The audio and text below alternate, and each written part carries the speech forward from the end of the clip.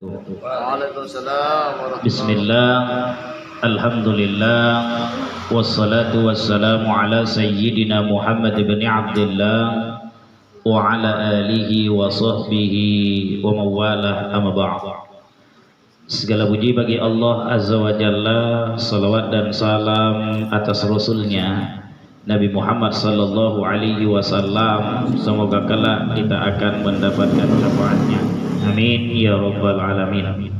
Yang sama kita hormati pembina Wajhun Nur, yang saya hormati Ustadz Rudina Udri, yang saya hormati Bapak Ibu jamaah yang dirahmati oleh Allah Subhanahu wa taala. Di dalam Al-Qur'an Allah Subhanahu wa taala menjelaskan terkait dengan harta ini. Ada satu sisi dikatakan sebagai perhiasan, satu sisi dikatakan sebagai fitnah atau ujian.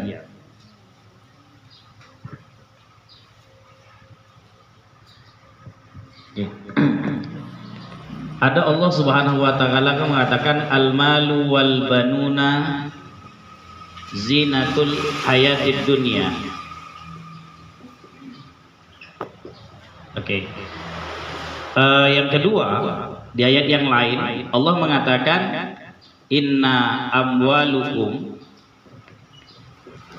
wa auladukum fitnah.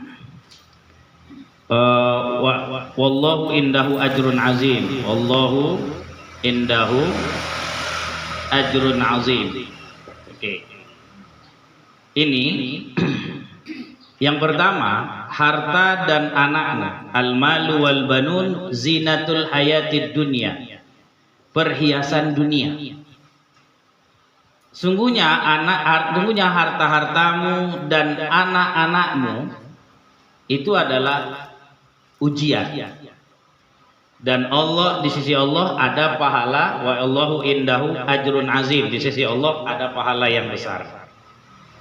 Kadang-kadang kalau kita mengkaji Al-Quran, ini kita timbul bingung ini. Kok bisa satu sisi dibilang perhiasan, satu sisi dibilang ujian? Kira-kira kontradiktif gak? Berlawanan gak? Berlawanan. Kapan dia ini menjadi perhiasan? Saat harta ini digunakan sesuai dengan yang diajarkan oleh Allah Subhanahu wa Ta'ala dan Rasulullah, atau diteruskan oleh para ulama. Kapan ini menjadi fitnah? Saat kita tidak mau mengikuti aturan Al-Quran, tidak mau mengikuti aturan Rasul, dan tidak mau mengikuti apa yang dijelaskan oleh ulama. Inilah dia yang menjadi persoalan. Nah, terkait dengan harta, hari ini kita cerita harta. Karena warisan tidak pernah lepas dari harta. Harta yang kita miliki itu, bisa nggak dia jadi zina, perhiasan? Bisa. Kalau hidup gampang kita gunakan untuk sedekah, untuk wakaf, oke lah. Untuk kita gunakan yang baik, selesailah urusannya. Tapi harta yang kalau kita tinggalkan saat kita mati, bisa nggak dia menjadi perhiasan? Atau nanti tiba-tiba dia menjadi fitnah? Kalau dia menjadi perhiasan kapan? Saat mengikuti aturan Allah. Kapan dia menjadi fitnah, ujian? Saat dia tidak mau mengikuti aturan yang ditetapkan Allah. Oleh karena itu, maka ada namanya di dalam Quran diajarkan terkait dengan waris. Kenapa? Karena manusia tidak ada yang hidup selama-lamanya. Semua manusia akan mengalami namanya mati.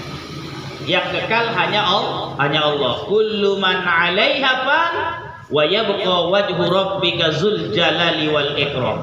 Kata Allah, seluruhnya ini fana, yang kekal hanya Allah Subhanahu wa taala. Karena itu kita harus mengerti, kita punya harta. Begitu kita punya harta, kira-kira harta ini menyelamatkan kita enggak nanti di dalam kubur? Menyelamatkan itu di dalam kubur, ya bisa jadi harta itu digunakan dengan jalan yang baik. Menyelamatkan harta itu di dalam kubur buat kita saat harta itu setelah ditinggalkan mampu digunakan untuk hal-hal yang yang baik, termasuk terbagi warisan. Maka saya awali pertama kali dengan istilah mengapa harus belajar faraid atau ilmu waris. Ilustrasi sederhana, ibu-ibu sekalian, ya. Apa yang menyebabkan rumah tangga kita kadang-kadang cekcok, kadang-kadang ribut, merasa tidak adil yang dilakukan oleh suami? Jawabannya satu, sebelum kita menikah gak pernah kita belajar tentang ilmu pernikahan. Belajar Ustadz rukun nikah kan cuma hari itu aja. Gak pernah kita belajar terkait dengan hal-hal yang ada di dalam pernikahan. Itulah yang menjadi problem. Maka termasuk juga dengan harta ini. Kenapa kita harus belajar fikih waris, Ustaz? Agar jangan jadi problem terkait dengan harta kita. Yang pertama, kata Allah Subhanahu wa taala, orang yang tidak mau mempelajari ilmu faraid, kelak dia akan diancam oleh Allah masuk ke dalam neraka. Bisa jadi dia juga akan kekal di dalam neraka. Bagaimana dia bisa masuk ke dalam neraka, Ustadz? Harta itu tak mau dia bagi berdasarkan Al-Quran. Tapi bukan dia mengingkari hukum Al-Quran. Ada orang yang kekal di dalam neraka, bagaimana dia bilang Al-Quran itu udah usah, mana perlu lagi kayak gitu, udah meninggal ayah mak kita bagi aja rata-rata. Satu. Atau dia bilang, kakak kan sudah dapat rumah dari ayah kan? Kakak nggak masuk lagi bagian hitungan pembagian warisan. Kamilah yang belum dapat, inilah yang berhak. Dalam Quran itu udah nggak berlaku lagi kak, karena kakak sudah dapat. Dia buat aturan sendiri yang tak sesuai dengan aturan Allah. Inilah yang menyebabkan seseorang bisa menjadi kafir. Nah, di dalam Quran Allah mengatakan itu tepatnya di surah An-Nisa ayat 14, "May ya'sillaha wa rasulahu wa yata'adda hududahu yudkhilhu naran fiha." Siapa yang bermaksiat kepada Allah dan Rasulnya dan dia membuat perhitungan sendiri, wa yata'adda hududahu yudkhilhu naran khalidan fiha, kata Allah dia akan kekal di dalam neraka. Itu yang pertama. Yang kedua, Ustaz, kenapa kami harus belajar faraid? Karena perintah Nabi. Nah, ngikutin aja yang disuruh oleh Rasul. Rasul bilang, "Ta'allamul faraida wa 'allimuha fa innaha nisful ilmi." Kata Rasul, pelajari kamulah ilmu faraid dan ajarkanlah. Karena ilmu faraid itu setengah dari ilmu. Kenapa ilmu faraid dikatakan bagian dari setengah ilmu? Nisful ilmi. Karena dalam ilmu faraid ada cerita tauhid. Dalam ilmu faraid ada cerita fikih. Hubungan kita dengan Allah. Ya, ada cerita kita tentang akhlak. Hubungan kita bisa jadi dengan Allah dan sesama manusia. Hubungan tauhid bagaimana, Ustaz? Siap tidak siap, harta itu tak jadi milik kita semuanya. Mohon maaf, awak berumah tangga sama suami. Begitu meninggal suami, tidak semua harta yang ditinggalkan suami itu milik awak. Harus ridho, wak. Bukan dapatnya 1/8 karena ada ada ilmu tauhid. Aku yang nikah sama suamiku, masa nggak bisa semua dapatku, cuma dapat 1/8. Tapi itulah Allah yang atur. Ada ilmu fikihnya, ketentuannya. Ada ahlaknya, harus ridho kita dengan ketentuan itu. Harus ridho kita dengan ketentuan Allah. Maka dikatakan dia nisful ilmi. Separuh dari ilmu. Itu Nabi yang mengatakan. Nah, lalu kemudian apalagi kemanfaatan dari mempelajari ilmu faraid? Kelangkaan ilmu faraid. Kelangkaan ilmu faraid itu bagaimana? Kata Rasulullah Shallallahu Alaihi Wasallam, ilmu yang pertama kali diangkat adalah ilmu faraid. Ilmu yang pertama kali diangkat adalah ilmu faraid. Kenapa dia diangkat ini, Ustaz? Karena orang akan malas mempelajarinya. Satu. Ribet kali pun mempelajari ini. Sebenarnya nggak ribet, cuman malas saja. Udah beranak bercucu pula persoalannya, barulah ditanya. Udah tingkat tinggal cicitnya, baru ditanya. Saya semalam di Radio Al-Fatih, itu kan ditelepon, Ustaz, saya mau tanya terkait dengan waris. Bagaimana kalau misalnya ada harta, udah tinggal cicit lah ini Ustaz, baru dibagi. Lalu saya bilang, kalau nanya yang kayak gitu nggak bisa di radio. Saya bilang, yang pasti tetap harus dibahas secara hukum Islam. Tapi udah kayak ini Ustaz, aturnya udah meninggal. Iya, saya bilang, kalau dibahas di radio nggak cukup waktu. Kenapa? Karena itu persoalan yang rumit. Kita harus membaginya dulu. Maka ketika ada orang yang berkenan membagi itu luar biasa. Kenapa? Karena dia harus menahan perasaannya. Sakit luar biasa Bu, awak menghitung cuma dapat nanti teh manis. Udah tua bagikan, udah awak bagikan, ini pembagiannya. Lalu apa katanya? Kayaknya Ustadz ini kompromi sama yang bawa. Masa pula yang bawa bisa agak banyak dapatnya, kami sedikit katanya. Kan Ustadznya nahan sakit hati kan cepat meninggal, kan gitu. Ya, itu kajian psikologisnya. Kalau hadis Nabinya bilang ilmu yang pertama diangkat adalah ilmu faraid. Kenapa? Karena orang nggak siap untuk mempelajarinya. Kalau orang fikih Ustaz, orang fikih belajar fikih aja, nggak sampai belajar ilmu faraid, nggak ada dicerita ilmu fikih itu diangkat. Kan? Ilmu tauhid nggak ada, apalagi ilmu tauhid. Kalau orang betul-betul mempelajari ilmu tauhid, panjang umurnya. Kalau betul-betul belajar. Tapi kalau dia belajarnya ragu-ragu ya, atau setengah-setengah ya kayak gitu. Kenapa ini secara ini ya Bu, secara ilmiah. Saya bukan cerita berdasarkan masa Ustadz umur semua Allah yang ngatur, betul. Tapi kita bicara ilmiah. Kalaulah kita belajar ilmu tauhid, kita punya sifat sabar, punya sifat syukur, punya sifat ridho, aman semua hidup ini.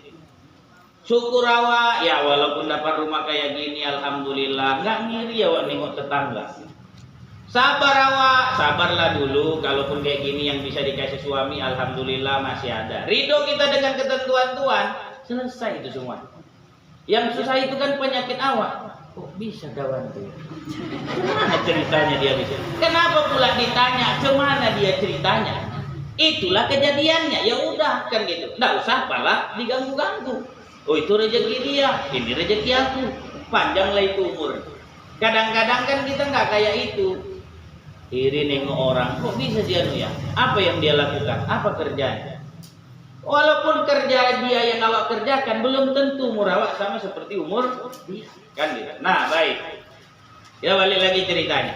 Jadi nanti gelangkan ilmu waris ini ditandai bahwa ilmu ini akan diangkat. Kata ulama, ilmu diangkat apa ceritanya? Malas orang untuk membahasnya. Ujung-ujungnya begitu meninggal, yang pertama dia bilang, kemarin ada wasiat ayah. Apa wasiat ayah? Rumah ini untukmu, rumah ini untukmu. Ada orang nyampaikan, la wasiat li waris, tidak ada wasiat untuk ahli waris. Itu kan zaman Nabi, bukan zamanku. Itulah mulai hilang itu. Nanti begitu ada selanjutnya orang menghukumkan, kata si Anu aja kemarin kayak gitu. Gak ada Ustadz itu, kayak si Anu aja kan lebih enak orang tuh bagi-bagi lah. Padahal setelah meninggal tidak ada lagi jalan kecuali harus dibagi secara warisan. Dan tidak ada ketentuan di dalam agama bahwa orang ahli waris itu, yang menjadi ahli waris itu berhak mendapat wasiat. Tidak ada. Yang berhak mendapat wasiat di luar dari ahli waris. Lama-lama ilmu ini akan hilang. Sama Bu, Ibu dulu belajar matematika, hafal awak, ngitung-ngitung kali-kali pun cepat awak. Sekarang coba kali-kali 8 kali 8 masih mikir lagi. Udah mikir lagi awak sekarang. Kenapa mikir? Karena sudah banyak ilmu baru yang masuk ke dalam awak. Ngitung-ngitungnya gampang gitu, ambil aja kalkulator, udah berubah dia. Lama-lama banyak serapan ilmu baru. Kenapa kau pakai kalkulator? Ku tengok kawan itu lebih cepat pakai kalkulator. Akhirnya ilmu itu akan hilang. Itu analoginya. Jadi jangan pula memahami, Ustaz katanya ilmu yang pertama diangkat adalah ilmu waris. Karena itu kami nggak mau belajar ilmu waris. Ya hilanglah. Karena setiap manusia kan nggak mau dia belajar yang dari orang yang paham. Orang yang paham ini juga akan meninggal. Akhirnya ilmu pun akan hilang. Bukan berarti bahwa orang yang mempelajari ilmu waris umurnya pendek, bukan. Orang yang belajar ilmu waris umurnya bisa panjang kalau diterapkan. Kalau ada orang minta bagi warisan, tengok-tengok. Kalau mau awak jelaskan. Kalau nggak mau, nggak usah. Kenapa? Karena kita juga jaga kesehatan. Jujur saya pernah bagi warisan orang hebat di Kota Medan. Saya nggak perlu istri sekda, saya nggak perlu sebut sekdanya. Di kantor MUI Kota Medan, saya pernah cerita di sini. Kantor MUI Kota Medan datang dia.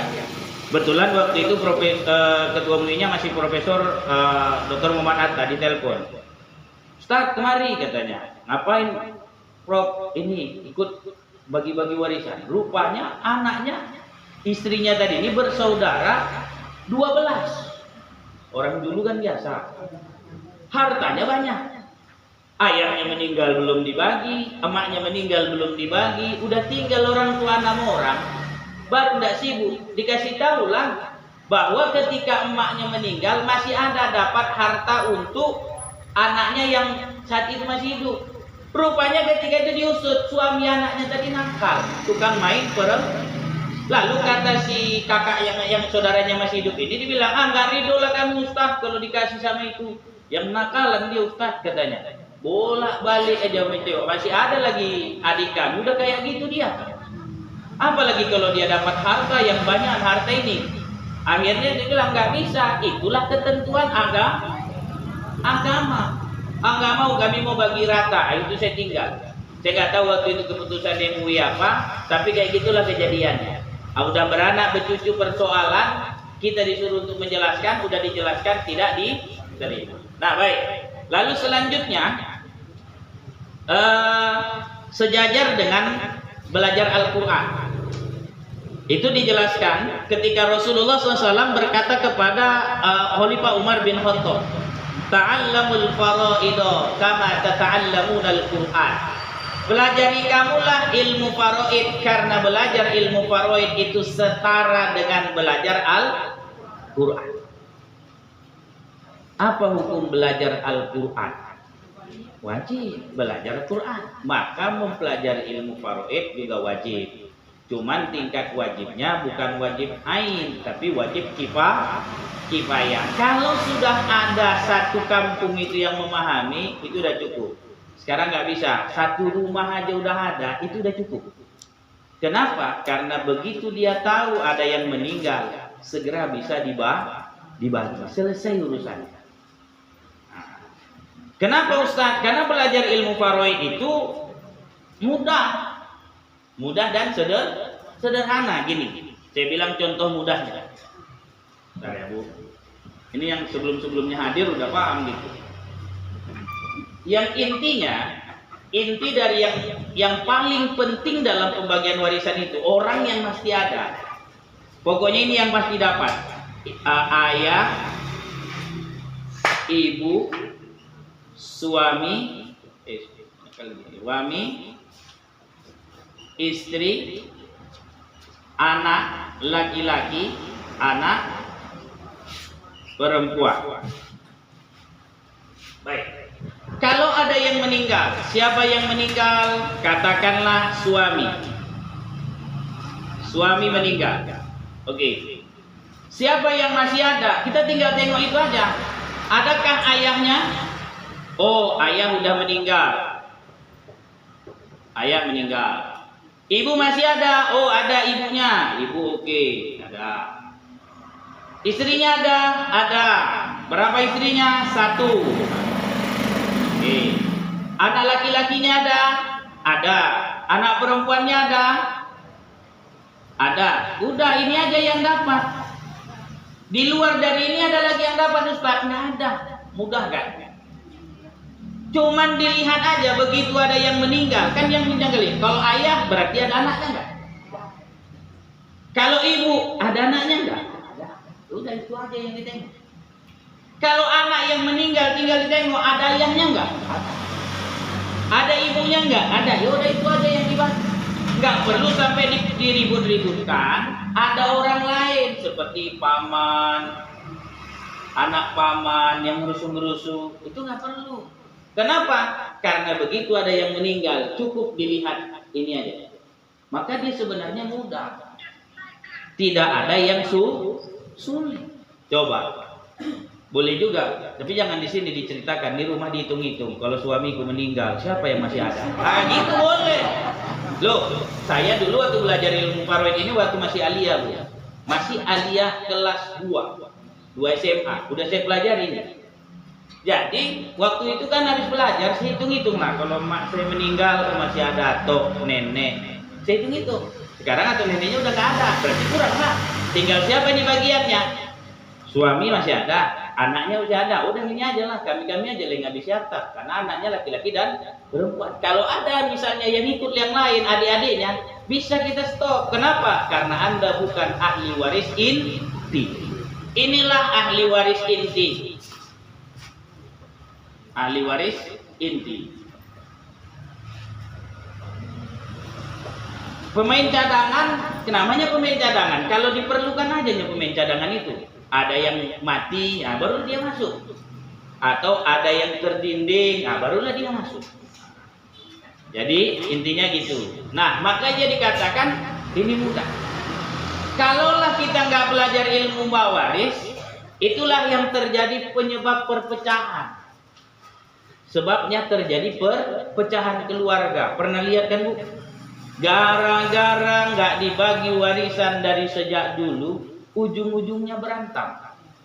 Tak cakapan dan antar saudara. Contohnya kayak mana Ustaz? Gini.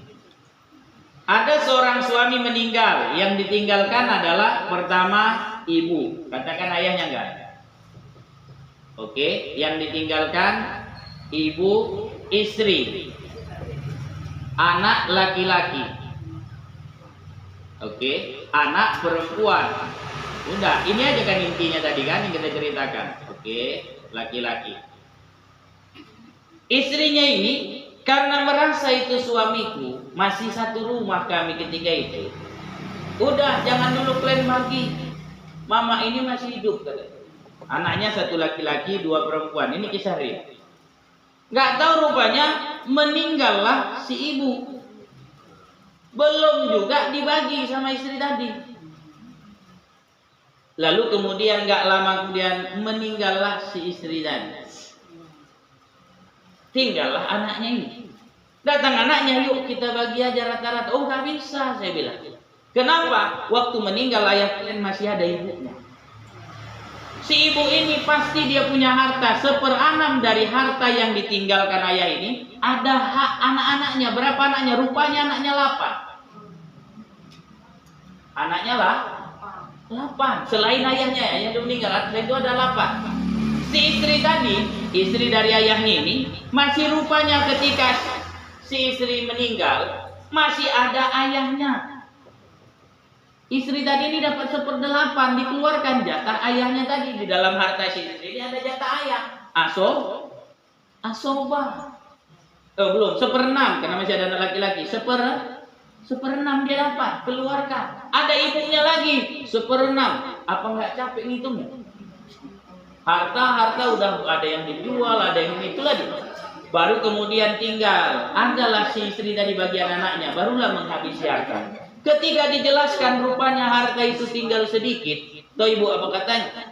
Dia bilang, Ustadz ngada-ngada itu yang Ustadz bagi itu. Masa kami anaknya cuma segini kami dapat? Saya bilang, memang segitulah jatah yang didapat. Coba.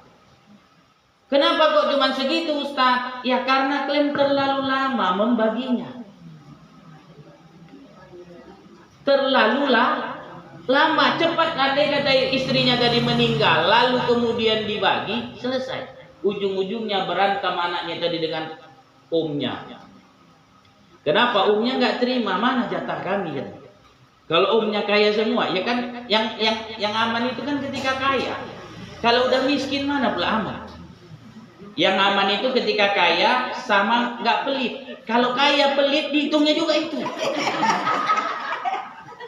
Itu real itu. Nah, maka penting belajar ilmu farwid itu agar kita tidak pecah belah. Begitu meninggal segera dibagi. Nanti setelah dari sini mulai diingat-ingat Bu, yang 6 tadi. Nah, tapi belum pembagiannya. Saya ini akan buat 3 kali pertemuan, mudah-mudahan bisa selesai. Habis itu Ibu panding hitung-hitung. Bolehlah ngitung harta tetangga, boleh ngitung harta sian, boleh, silakan. Ya, mana tahu nanti begitu ada problem Ibu nggak cari saya lagi, udah ada ilmunya. Nah, gitu ya. Baik. Nah, ini dia terkait pentingnya ilmu mawaris. Penyimpangan yang terjadi, ada istilah di kita harta suami, harta lalu kemudian itu harta gunung bini, istilahnya bagi dua. Dalam Islam tidak ada.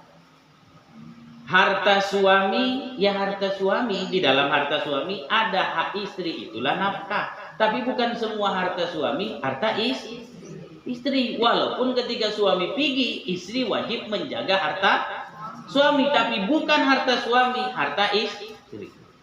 Jadi pernah kejadian ya. Jadi adalah seorang bapak. Dulu dia waktu Covid beli sepeda, kan musim main sepeda dulu. Beli sepeda, sekarang Covid udah nggak ada, bapak 2 hari minggu pun sibuk aja. Dan tak sempat lagi dia mengayuh sepedanya tadi. Jadi karena ketengok saja sama istrinya tadi tetonggo aja di situ sepeda. Adalah anak masjid, ditengoknya asal pergi ke kampus jalan kaki. Lalu kemudian dibilangnya, "Dek, kau ke kampus nih apa?" "Jalanlah Bu, namanya belum ada uangnya." "Ya di masjid nih berapa lah Bu?" Dikasih, "Tapi alhamdulillah Bu, bisalah untuk makan," katanya kan. "Daripada capek-capek Dek, kau pompa aja ban sepeda ini, kau cuci, kau bawa ke kampus, dan untuk kau aja ini." Pertanyaannya, betul nggak istri ngasih itu? Salah. Kenapa Ustaz? Itu kan bukan harta si istri. Yang beli sepeda siapa? Suami. Nggak bisa istri bilang, "Kan itu hartaku juga Ustaz." Bukan, itu harta suami. Sama macam istri. Kalau belajar fikih apa namanya waris, fikih waris, fikih mahar. Mahar, ibu punya mahar, diambil sama suami. Suami wajib mengembalikan. Kenapa? Karena harta istri milik istri, bukan milik suami. Kalau istrinya bekerja, tidak boleh suaminya deret deh bagi jatah. Nggak boleh. Kenapa? Karena istri kerja. Istri cuman boleh, "Bang, izin ya Bang, aku kerja." Iya, tapi suami ngasih rambu-rambu. Nah, itu boleh suami ngasih rambu-rambu karena suami bertugas bertanggung jawab terhadap istri. Nah, ini suami boleh kerja, boleh, tapi nanti kalau cair bagi-bagilah, kata suaminya kan. Nah, itu dia. Baik. Itu yang sering terjadi di kita. Lalu kemudian yang pertama tadi, anak laki-laki, anak perempuan sama bagiannya. Itu salah. Di dalam Al-Quran, lizzakari mislu hazil unsayain.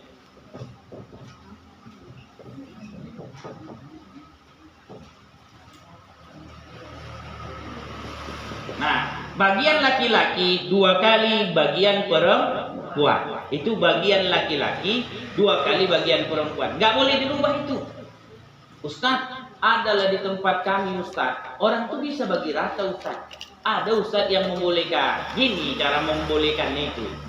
Setelah tahu bagian kayak tadi nih, ini kan asobah orang ini, menghabisi harta. Si ibu dapat 1/6, si emak dapat 1/8, katakanlah ini 24 asal baginya. 24 bagi 6 berapa Bu?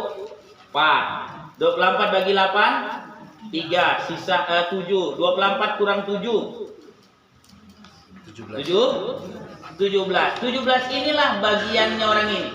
2 kali bagian laki-laki berarti 17 bagi 3 5 lebih 6 ya, 6 lebih bagian dari anak laki-laki, berarti anak perempuan cuman ada bagiannya sedikit kan gitu. Ini kan agak susah ini Ustaz membaginya kayak gini. Kata anak laki-laki, walaupun kami dapat lebih banyak, gini aja lah, kita sesama anak laki-laki, kita bagi rata aja. Kami tahu bagian kami lebih dari 5, kakak paling berapa lah bagian kakak, kan gitu ya. Kata anak laki-laki yang tadi, udah ya katanya, ku berikan aja bagian kakak untuk kakak. Jadi artinya sama ini bagian kita. Ku berikan bagianku ke kakak. Ini pelajaran kemarin hibah. Ku berikan ini bagianku sedikit ke kakak. Oke deh, kakak terima. Lalu diumumkan, kayak mana bagian warisan kalian? Udah aman, kami bagi rata aja. Itu maksud bagi ratanya.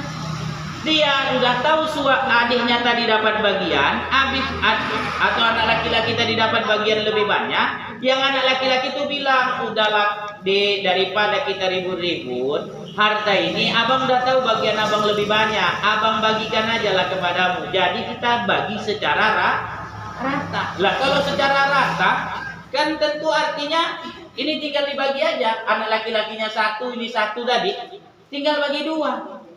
Berapa dapat bagian anak perempuan? 7. Ya berapa Pak? 8 kan? 8,5 kan banyak dibanding tadi cuma 6.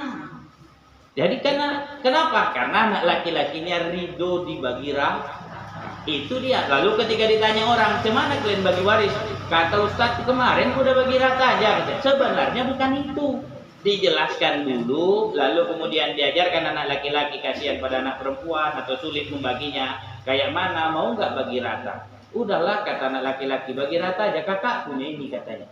Udah diizinkan, ini kak yang lebih dari sisa bagian itu kuserahkan untuk kakak. Oke dek, kakak terima. Itulah namanya istilahnya bagi rata. Bukan begitu meninggal langsung dibagi ratanya. Dapat 17 bagi aja kita, dua-dua, nggak bisa. Harus dijelaskan dulu secara hukum, baru kemudian dibagi. Nah, baik. Oke, sampai sini paham cerita istilah bagi rata yang beredar itu ya. Nah, jangan sampai salah paham gitu. Yang kedua, bagi warisan itu sejak masih hidup itu penyimpangan. Itu penyimpangan hal yang salah bagi warisan saat masih hidup. Apa yang terjadi Ustadz? Yang terjadi begitu mau meninggal ayahnya, rumah yang ini bagianmu, rumah yang ini bagianmu ya. Bisa nggak? Nggak bisa. Nanti setelah ayah meninggal, ada wasiatnya setelah ayah meninggal, yang ini bagianmu. Nggak bisa. Warisan itu hanya bisa dibagi setelah si ayah meninggal. Kalau belum meninggal, tidak ada istilah namanya bagi warisan. Nah, hibah namanya. Baik. Lalu kemudian hibah waris. Ini hibah waris yang salah, bukan hibah waris yang cerita kemarin. Hibah waris yang salah itu gimana? Gini Bu, Dek, ini kan kereta, biar gampang urusannya. Kau kan masih muda, kalau nanti ngurus pajak agak gampang. Kalau abang agak sulit ini. Udah kereta ini pakai nama kau aja ya Dek. Oke bang, dipakai. Pertanyaannya istilah pakainya ini ditanya. Istilah pakainya ditanya, apakah ini menjadi hak miliknya si istri? Ataukah cuman pakai nama? Berarti kalau meninggal, ini masuk bagian dari harta waris. Suka kali kadang-kadang, bang, daripada ribut nanti keluarga-keluarga bang, udah buatkan aja pakai namaku. Kalau namaku kan tinggal ribut-ribut orang itu. Seolah-olah dia yang beli, kan gitu kan. Walaupun dicakapkan seperti itu, harus ditanya. Iya, dibuatkan suami, bang ini udah terbuat namanya, ini tetap jadi milikku atau milik abang? Ya milikku lah, kan cuma pakai nama kau aja biar jangan ribut keluargaku kan. Udah, berarti kalau meninggal suami ini harta kalau meninggal si istri ini nggak masuk bagian dari harta yang diwarisi oleh istri. Paham Bu? Ini sering ini pembagian warisan. Lalu kemudian saya kan beberapa hari ini sejak kita bahas hibah kemarin, mulailah muncul pertanyaan orang. Ustadz, di daerah kami Ustadz, saya lah pengalaman katanya. Jadi waktu susah itu, ayah bilang, udah kalian bangun aja di depan rumah itu. Rumah, udah dibangun kan Ustadz. Meninggallah si ayah, tiba-tiba keluarga bilang, kau kan udah dapat bagian rumah, kau nggak masuk bagian dari yang menerima harta ayah yang ada ini.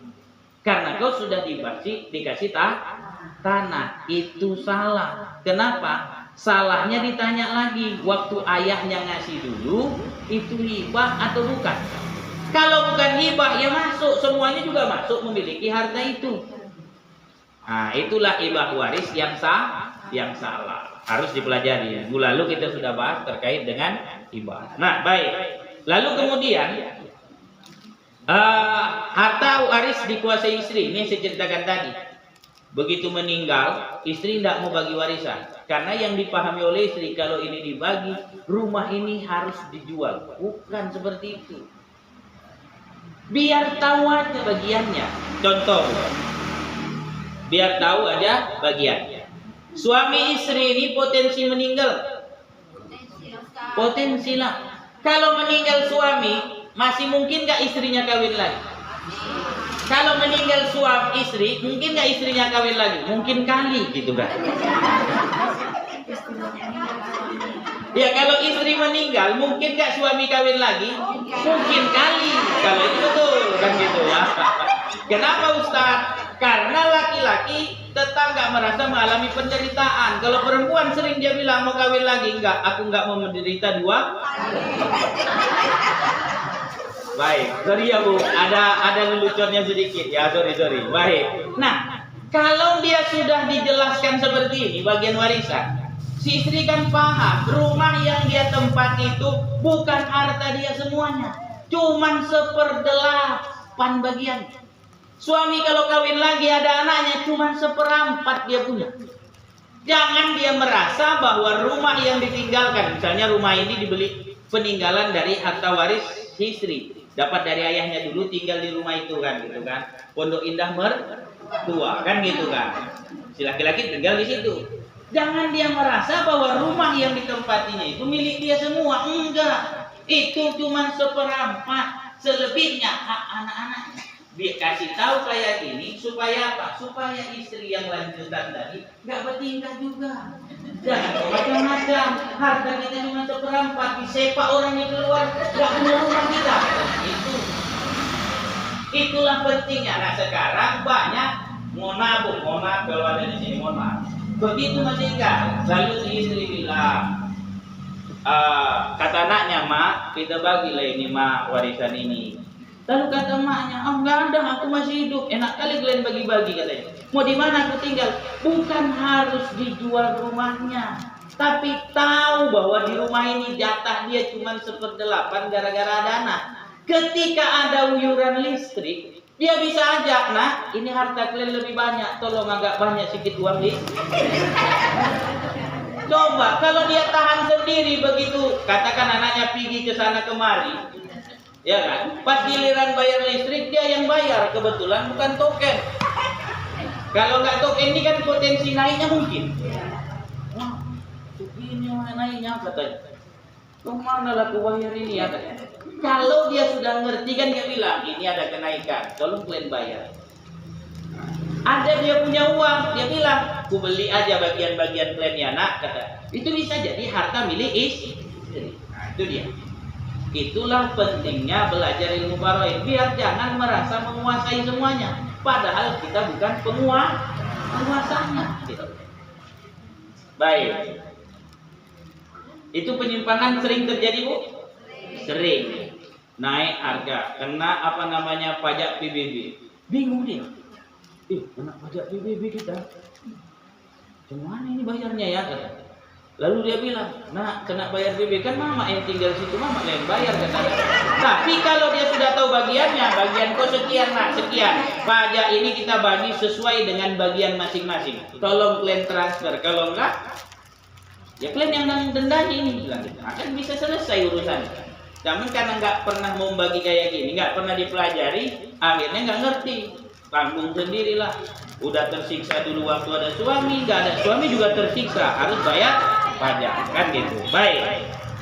Lalu selanjutnya berdasarkan kesepakatan. Lalu kemudian berdasarkan ketentuan adat. Ini mohon maaf, orang kita Minang yang sering kena ini. Ada ketentuannya. Nah, dalam Islam tidak berlaku, itu namanya penyimpangan. Ada ahli waris pengganti. Dalam kajian ilmu fikih itu tidak dibenarkan. Bagaimana ahli waris pengganti itu? Ini Bu.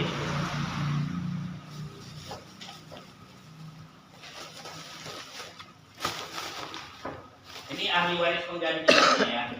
Ada ayah. Oke. Ada ibu, ada anak laki-laki 3. Anak perempuan 1. Ini masing-masing anaknya ini sudah menikah. Lalu kemudian anak perempuan ini rupanya nggak berumur panjang, meninggal. Tapi udah menikah. Duluan meninggal dari si ayah. Ketika si ayah meninggal, maka pembagian warisan cukup untuk ini. Ini tidak termasuk. Kenapa? Karena dia duluan meninggal dibanding ayah. Tapi ini bisa kalau ayahnya mewasiatkan untuk anak. Tapi jatahnya cuma 1/3 dari harta. Itu maksimal. Tapi kalau dia langsung, ini dihitungkan anak perempuan, itu tidak bisa. Nah, tidak bisa dikategorikan, Ustaz bisa lah dimasukkan sini anak-anaknya Ustaz, ahli waris pengganti anak laki-laki. Kebetulan anaknya yang perempuan ini cuma satu anaknya laki-laki. Bisa Ustaz? Tidak bisa dalam kajian ilmu fikih. Syarat pembagian warisan yang hidup itulah yang dapat. Kalau udah duluan meninggal, tidak dapat. Agak sering ini. Oh, jadi kasihan lah ini Ustaz. Sebenarnya tidak perlu dikasihani. Kenapa Ustaz? Ketika ayahnya ngerti ilmu faraid, tinggal dikasih wasiatnya aja. Bisa nggak suami dari anak perempuan ini nuntut kemari? Nggak bisa. Aku kan anak bapak itu, masa aku nggak dapat? Enak kali klaim. Memang tidak dapat. Kenapa? Karena duluan meninggal dari ayah tadi. Inilah yang sering disebut dengan wasiat wajibah. Tidak ada itu namanya. Atau ahli waris ganda. Seringkali ini terjadi di masyarakat, dipakai. Alasannya ini kan anak bapak itu, betul anak bapak itu, tapi dia sudah duluan meninggal. Nah, itu namanya ahli waris pengganti. Nah, baik, selanjutnya kita bahas pengertian ilmu waris. Secara bahasa, namanya ilmu waris adalah pindahnya sesuatu dari seseorang kepada orang lain. Itu namanya waris. Setiap pindahan dari sesuatu ke orang lain namanya waris. Tapi dalam istilah ilmu fikih, pindahnya hak milik. Ingat, yang pertama pindahnya hak milik. Pindahnya hak milik. Itu namanya ahli waris, ya, atau warisan. Lalu kemudian harta legal dan syar'i, pindahnya hak milik. Lalu kemudian dia adalah memiliki harta yang legal dan syar'i. Kalau korupsi tidak masuk. Hartanya harus betul-betul legal, sah. Yang kedua, selain korupsi, ya sekarang kan korupsi ya, korupsi. Yang kedua, asuransi. Uang baskom yang kita sebut-sebut ya. Ini tidak termasuk bagian uang santunan. Tidak termasuk bagian dari warisan. Kan ada orang yang ikut jadi korupsi, oke lah, jaranglah terjadi di kita ya. Asuransi, mungkin ada di antara kita yang ikut asuransi. Ustaz begitu meninggal, cair asuransinya Ustaz, bukan nggak sedikit Ustaz, 40 juta misalnya. Ini masuk warisan atau enggak? Enggak. Kenapa? Karena tidak dimiliki oleh orang yang meninggal itu di saat dia hidup. Yang namanya warisan adalah harta yang dimiliki si mayat saat masih hidup. Kalau dimilikinya setelah meninggal, itu bukan warisan. Statusnya sama dengan uang santunan. Ustaz, tapi dia bayar preminya tiap bulan Ustaz. Ya walaupun dia bayar premi, itu statusnya seperti pajak. Kan nggak bisa ditariknya. Kita kalau bayar pajak kan nggak bisa kita tarik balik uang itu. Ini kapan dia baru bisa dapat uang tadi, uang yang disetornya itu? Saat memang sudah sampai akhirnya, sudah selesai polisnya, baru kemudian dia dapat. Ini kan dia meninggal, polisnya belum selesai. Lalu kemudian ada jaminan asuransi jiwanya, kalau meninggal dia dapat. Nah, kalau dapat uang itu difungsikan untuk apa uang tadi Ustaz? Ya kalau dia punya utang boleh digunakan untuk bayar utangnya. Walaupun lebih utama utang itu dibayar pakai hartanya. Boleh untuk acara malam kenduri Ustaz, boleh kali. Boleh digunakan untuk wakaf Ustaz, boleh kali. Siapa yang bertanggung jawab terhadap uang ini? Istri. yang bertanggung jawab kalau keluar asuransi bukan orang lain tapi istri. Istrinya lah yang menentukan. Nah, baru kemudian uang baskom yang sering kalau di meninggal ada uang, nah, itulah. Lalu kemudian uang santunan itu yang dikasih SCR. Nah, itu tidak termasuk bagian dari warisan. Lalu kemudian apalagi Ustaz? Dari pewaris yang wafat, syaratnya wafat dulu yang punya harta. Kalau nggak wafat, itu namanya bukan ilmu waris. Lalu kemudian ke ahli waris yang hidup. Syaratnya selanjutnya ahli warisnya yang hidup. Kalau udah mati kayak yang tadi, itu tidak termasuk. Itulah namanya ilmu waris. Jadi ilmu yang membicarakan tentang perpindahan hak milik dengan harta yang legal dan syar'i dari pewaris yang wafat kepada ahli waris yang hidup. Nah, itulah dia. Lalu kemudian saya ulangi kembali terkait hibah wasiat. Kalau waris waktu akadnya, kan harus ada akadnya, pemberiannya itu dilakukan setelah wafat. Kalau hibah itu harus diserahkan hartanya dan diterima oleh orang yang dihibahkan di saat dia masih hidup. Lalu kemudian kalau wasiat ini akadnya sebelum dia meninggal, tapi pelaksanaannya setelah dia meninggal. Misal nih punya anak angkat, rajin pula anak angkat nih, baiklah dia. Luar biasa lah ngurusin harta kita atau ngurusin diri kita, dia luar biasa. Lalu kemudian udah ada tanda-tanda. Dan kalau istilah orang kita 40 hari sebelum meninggal itu ada tandanya. Itu bukan ada dalilnya, tapi urufnya, kebiasaannya katanya itu ada tanda-tandanya. Memang tanda-tanda itu baru ketahuan setelah meninggal. Sebelum meninggal kayak ditunjukkan Allah itu. Setelah meninggal, oh ini rupanya maksudnya. Nah, begitu setelah meninggal baru kita tahu, kan gitu ya. Sebelum meninggal nggak tahu. Saya dulu waktu punya travel yang lama kan gitu. Kawan yang satu travel itu bilang, Ustaz kita jual aja travel ini atau kita bubarkan aja. Kenapa dibubarkan?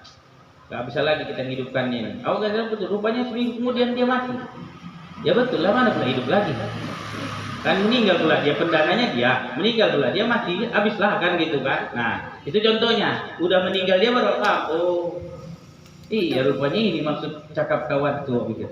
Waktu ditanya itu enggak ngeh arah situ. Itu memang biasanya dilupakan oleh Allah, baru ingatnya setelah kejadian. Nah, kalau dia wasiat diberikan setelah dia wafat.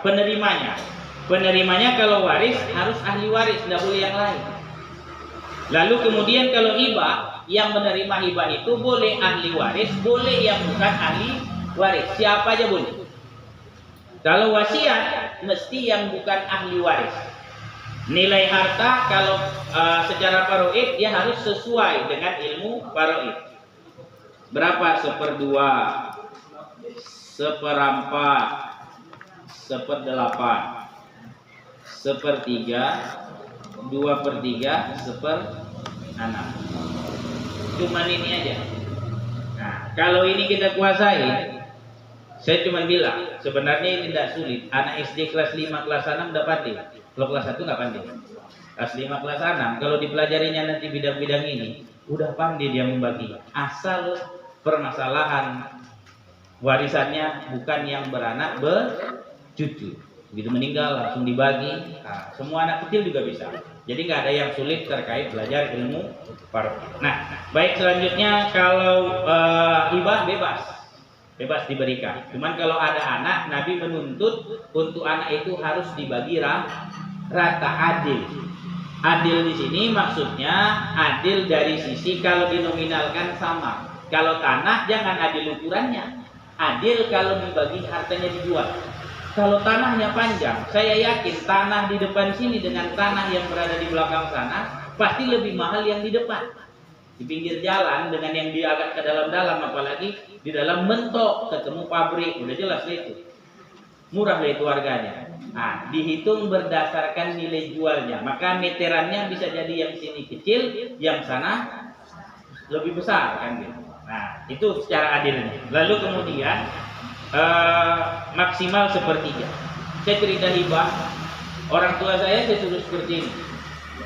Karena takut anaknya ribut, takut kita ribut. Walaupun saya ngerti ilmu paroid, harusnya memang utamanya dibagi secara paroid. Cuman ini akan menjadi problem nanti, gitu ya, agak sulit. Saya bilang, udah dibagi rata saja, dibagi rata berdasarkan hibah, bagi rata berdasarkan hibah.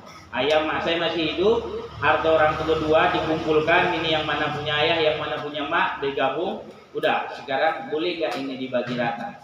Artinya biar supaya keluarganya jangan ikut campur. Akhirnya mereka sepakat, habis itu dibagi rata lah kami, masing-masing anak dapat.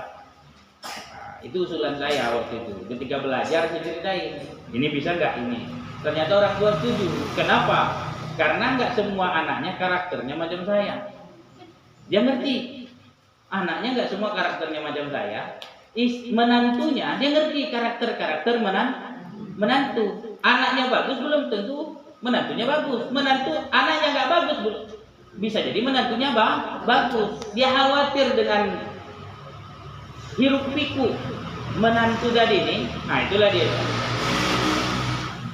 Jadi kemudian terkait dengan ini, hukum memberinya wajib ya. Kalau hibah itu sunnah.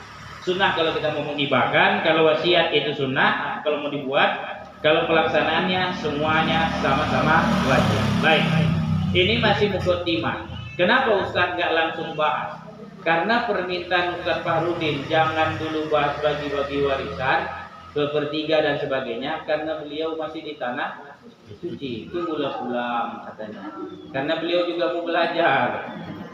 Kalau saya dari dulu udah belajar ini, cuman nggak saya proklamirkan, saya ceritakan. Kenapa Ustaz? Ya tadi lah Bu, sakit kepala, udah capek menghitungnya, ditolak mentah-mentah. Itu kan sama dengan udah capek, udah dekat-dekat kawin dia sama orang lain. Itu dia. Mohon maaf ya Bapak, ini candanya kan gitu ya.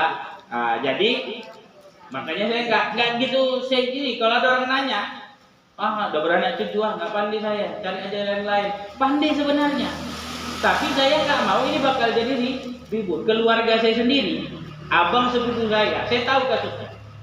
Ini karena nggak dibagi-bagi sama orang tuanya, sampailah keluarga yang lain dapat. Waktu saya dipanggil, tolonglah dulu jam ini. Udah tahu saya ceritanya, nggak pandai-pandai awak begitu.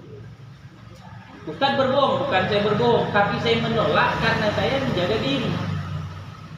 Saya menolak. Kenapa saya menolak? Kalau memang mau ikut anjuran agama, punya harta itu, kalau ada yang meninggal segeralah. Maka saya kalau disuruh ngisi malam ceramah, selalu itu saya ceritakan ini. Kalau punya harta segera dibagi, karena tidak tahu itu siapa yang meninggal selanjutnya. Kalau udah terlalu sayang, itu biasanya jaraknya nggak gitu jauh. Terlalu sayang, kemudian tidak menerima kenyataan, tak tahan ditinggal sendiri. Nah, bukan sayang, tapi nggak tahan ditinggal sendiri. Itu nggak lama. Biasanya adatnya kan gitu. Baik, saya buka sesi pertanyaan. Saya persilakan yang ingin bertanya. Ya, silakan. Gimana dengan